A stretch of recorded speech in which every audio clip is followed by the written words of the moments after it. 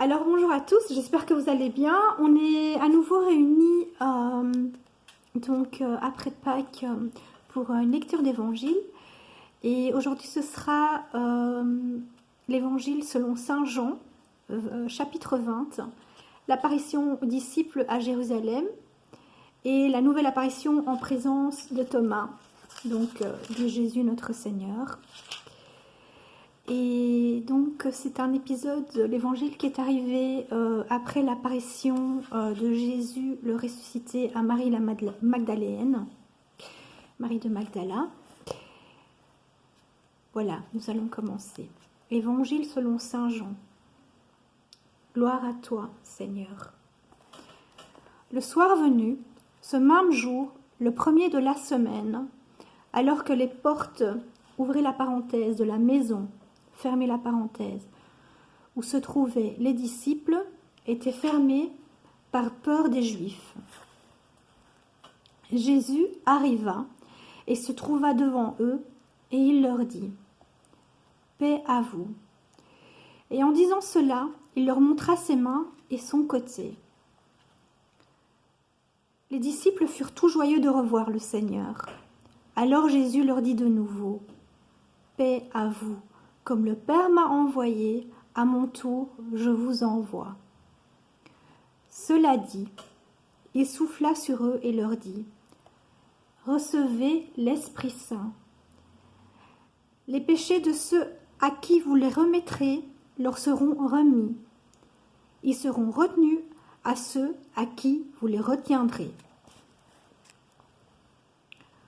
Or, Thomas, appelé Didyme, l'un des 12, n'était pas avec eux quand Jésus était venu.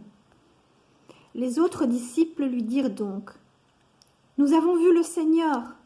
Lui leur dit, « Si je ne vois pas dans ses mains l'empreinte des clous, si je ne mets pas mon doigt dans la place des clous, et si je ne mets pas ma main dans son côté, je ne croirai pas. »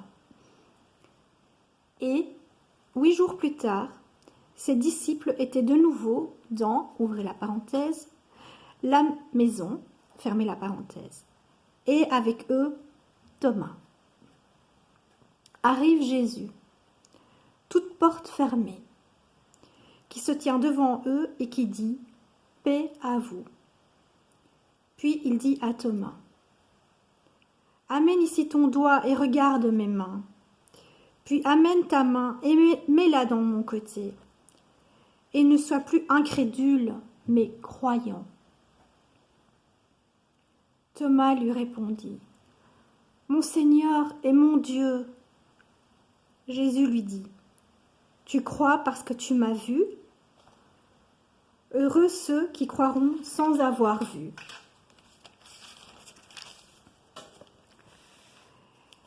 Il est encore quantité d'autres miracles que Jésus a faits en présence de ses disciples et qui n'ont pas été mis par écrit dans ce livre. Ceux-ci ont été mis par écrit pour que vous croyiez que Jésus est le Messie, le Fils de Dieu, et pour qu'en croyant, vous ayez la vie par son nom. Louange à toi, Seigneur Jésus. Voilà, donc on voit ici dans cet évangile que Jésus peut apparaître à tout moment dans un lieu, même si les portes sont closes. Est-ce pour cela que c'est un esprit errant? Non, puisque quand il apparaît à Thomas, il lui demande de venir mettre son doigt sur ses mains, sur ses plaies, et mettre sa main sur son côté. Et si Thomas lui répond « Mon Seigneur et mon Dieu » en signe de reconnaissance, c'est qu'il a touché Jésus le Christ de manière bien palpable et physique. Donc c'est vraiment un être de chair qui est apparu. Mais comme il a une nature humaine et à la fois divine, et qu'il est maître du temps et de l'espace, il peut apparaître à tout moment. D'ailleurs, il l'a dit, si vous êtes au moins 2 personnes à prier en mon nom, je serai là, je serai présent. Donc, on voit vraiment que Jésus peut opérer encore des miracles lorsqu'il est ressuscité. Donc ça confirme, ça conforte dans l'idée que c'est un être divin également. Et ce qui est très très important, c'est que l'évangile finit en disant ceux qui croient que Jésus est le Messie, le Fils de Dieu,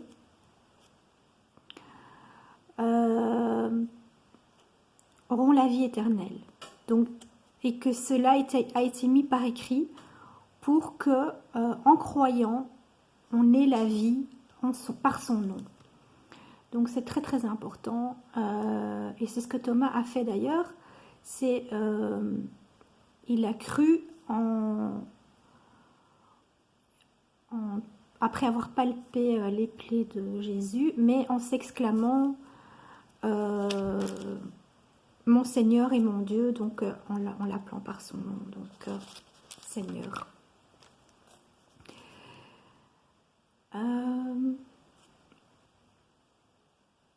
Donc ce qui est central ici, c'est la foi, le thème de la foi, et que Jésus lui-même dit que heureux sont ceux qui croient sans voir. C'est vrai que parfois, ce qui est demandé aux chrétiens ou aux non-chrétiens, c'est quelque chose qui est un peu difficile à appréhender. On demande aux gens de croire sans voir.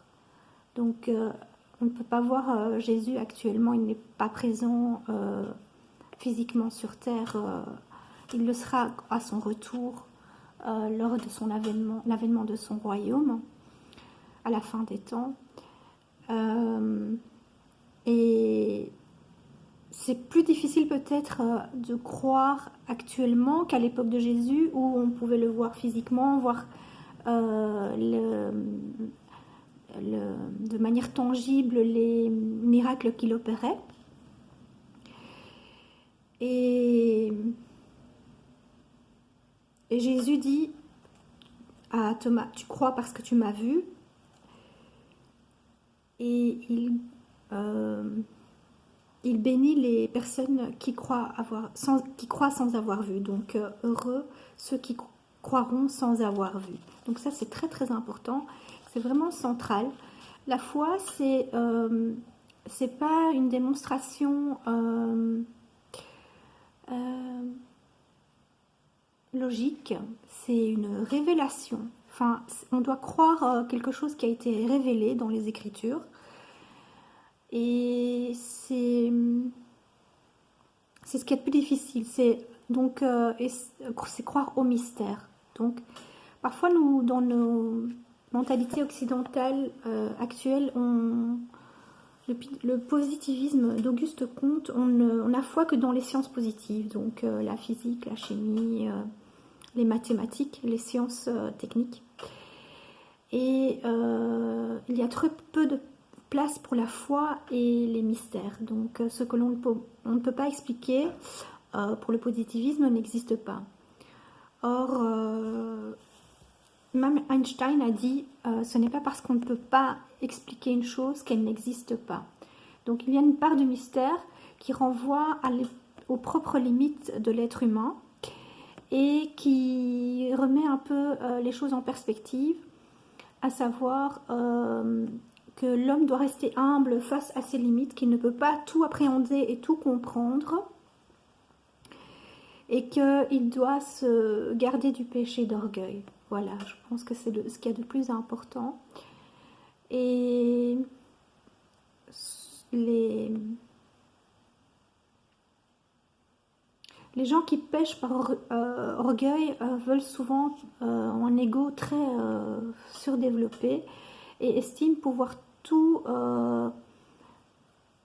une foi telle en l'humanité qu'elle pourra résoudre tous les problèmes qui ne sont pas résolus actuellement, tous les mystères, et que ce n'est qu'une question de temps, que c'est dans l'état actuel des choses, du savoir, on ne les appréhende pas, mais que dans le futur, on les appréhendera avec force de nouvelles technologies, recherches, etc. C'est un point de vue qui peut être dangereux parce que ça nous amène dans une spirale un peu infernale de toujours plus de technologie, toujours plus une recherche effrénée à tout vouloir expliquer.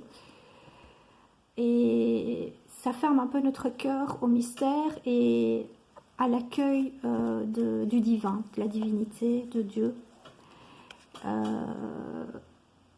Nous ne sommes pas que des êtres intellectuels, donc nous ne devons pas réfléchir tout le temps avec la tête, mais aussi nous devons retrouver la dimension du cœur, donc appréhender les choses avec notre cœur, notre ressenti, et être guidé par notre cœur pour savoir ce qui est vraiment bon, et pas seulement par des choses éprouvées par la science.